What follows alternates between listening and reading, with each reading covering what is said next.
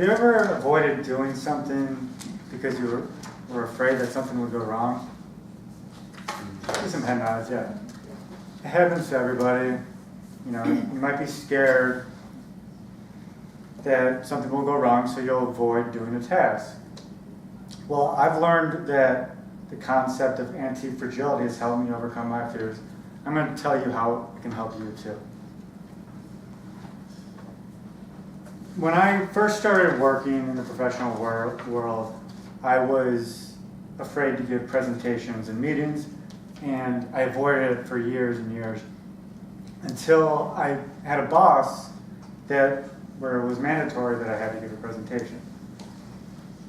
I was afraid to give a presentation because I was afraid something would go wrong during the presentation. You know, I'll forget something or have a technical difficulty, and that's why I avoided it. But when I had to do it, I put everything together. I prepared vigorously for the presentation. I was the first one on my team that had to go, so I mapped out everything I was going to say. I had a video put in there, so it would take up some time. I did a bunch of things, prepared, and I was sure that nothing was going to go wrong because I prepared so vigorously. So I get to the meeting, and I start the presentation, and everything's going pretty well. You know, I drop in a few jokes because the content's kind of dry, the jokes go well. I'm moving right along, and I get to the video, and I click on it, and it doesn't start. And it's kind of silent in the room, and I click on it again, it doesn't start. And at this point, I'm like panicking in my mind. I'm like, oh God, this is not going to start. This is so embarrassing. My boss is here. I'm going to get fired. What's going to happen next? And I paused for a second. I was like, talk amongst yourselves. I'm going to go to YouTube, try to find a video. I'm going to exit out of the presentation. And of course, nobody talks amongst themselves. It's just completely silent for like a minute while I'm searching for the video. And apparently it's a hard video to find because I couldn't find it. So after about like a minute and a half of just complete silence, I said, well,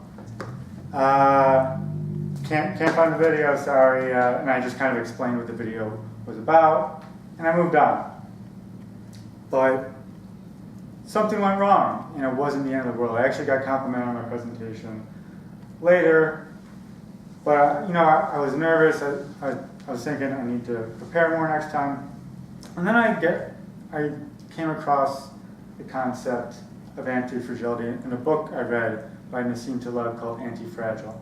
And the idea is that things need to go wrong in order to learn and grow. And that's something that human beings can be. We are anti-fragile. Like a glass of wine, if you drop it and it breaks, it's fragile. It doesn't get better from shocks to the system. But human beings, and he argues financial systems, things need to go wrong in financial systems because the system will learn from mistakes, and that's how capitalism works. So the idea of anti-fragility can help you overcome your fear. Because maybe you're not afraid to give presentations, but you might be afraid to like throw a party because some people might not come, and you have that fear of rejection.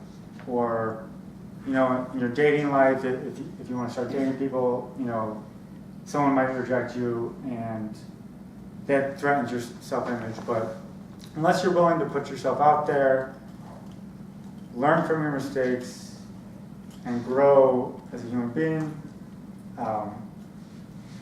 you're going to stay stagnant. Nietzsche said, "What doesn't kill you makes you stronger." Now, that's not literally true.